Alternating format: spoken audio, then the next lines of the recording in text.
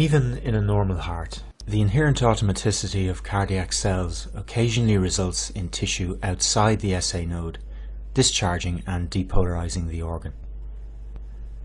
This is the mechanism generating ectopic beats, a phenomenon experienced by almost every person at some point.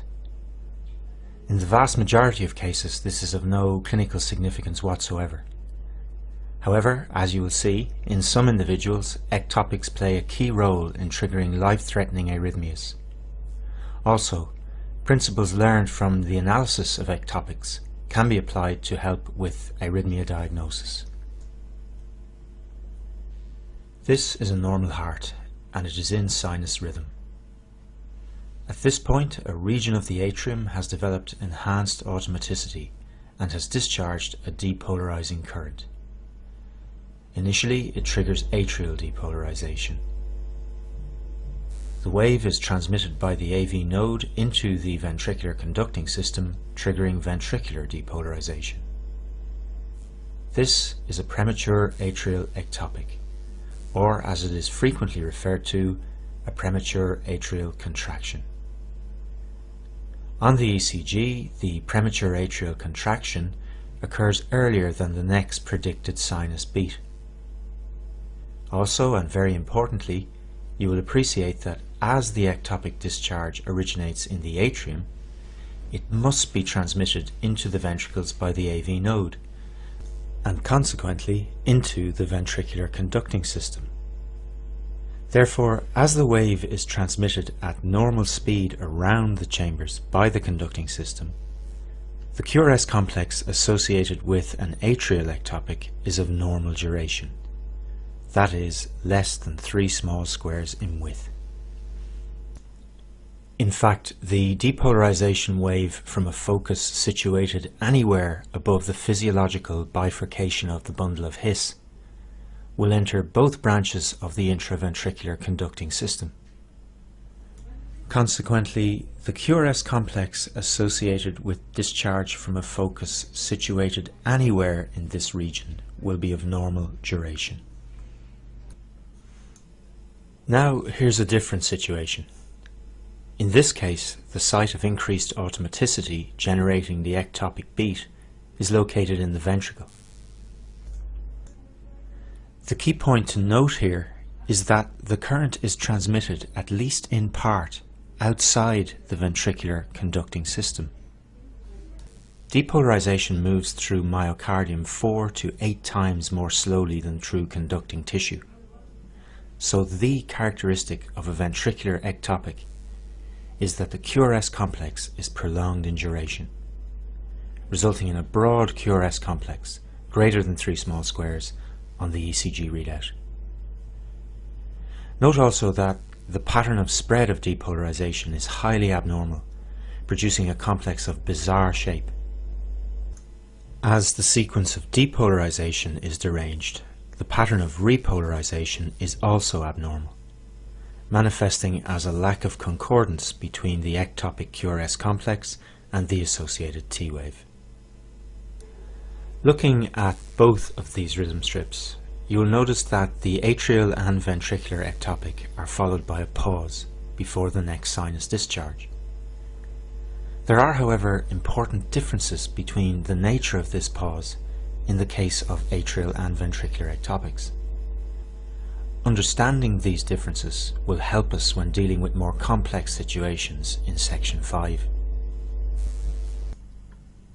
In the case of ventricular ectopics, while retrograde transmission of depolarization into the atria via the AV node can occur on occasion, it is an unusual event.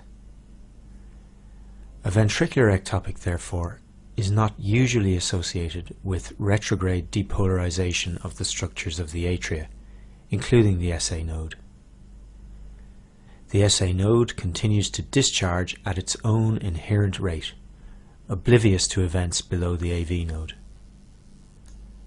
As the sinus node continues to discharge at its own regular rate, the next P wave following the ectopic will occur at a predictable time point. In addition, the heart rate following the ventricular ectopic is the same as that preceding it. A pause with these characteristics following an ectopic is termed a compensatory pause. A compensatory pause indicates that the ectopic has had no effect on the SA node. In the example shown here, the morphology of the premature ectopic is consistent with an origin in the ventricles. We would predict that it will have had no effect on the sinus node. Before the ectopic, there were approximately 4 large squares between P waves. We would therefore expect the next sinus discharge to occur at this point. Indeed it did. However, note that it was not transmitted into the ventricles, as it arrived at the junctional region at a time when the conducting system was still refractory to transmission. Also, in this particular example, as the sinus discharge occurred during ventricular repolarization, it is buried within the T wave associated with the ectopic and is not visible on the ECG readout.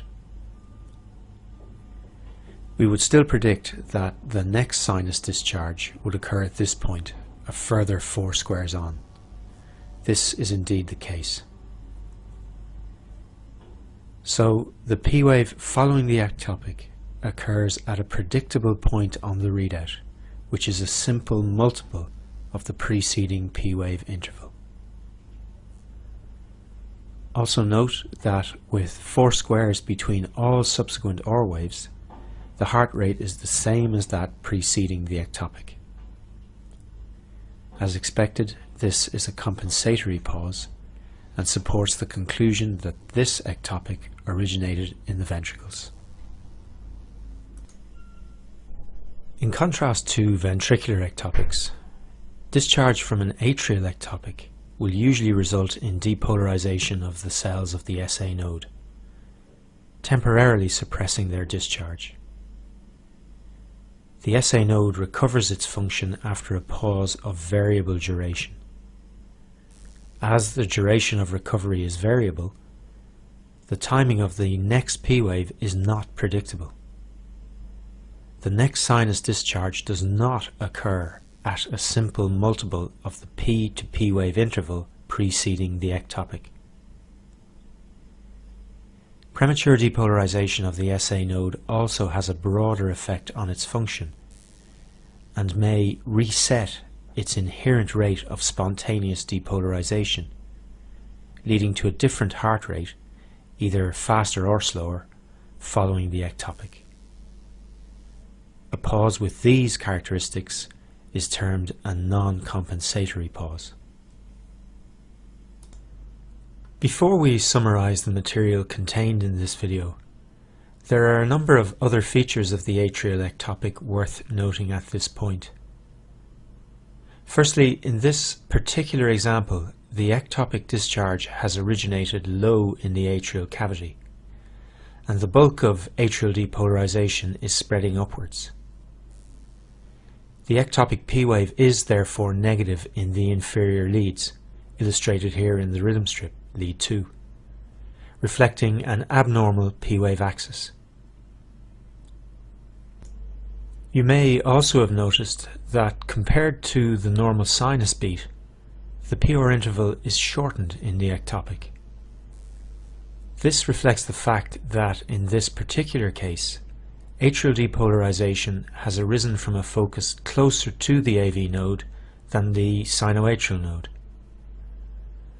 The time taken to reach the AV node is therefore reduced, and the PR interval associated with the ectopic is shortened accordingly.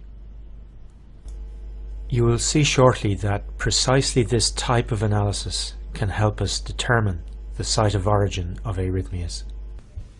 So, premature ectopic beats can originate from sites of enhanced automaticity in the atria or ventricles. Both occur early, that is, before the next expected sinus beat. Atrial ectopics are transmitted into both branches of the ventricular conducting system and therefore are associated with a normal QRS complex. Atrial ectopics are usually associated with a non-compensatory pause.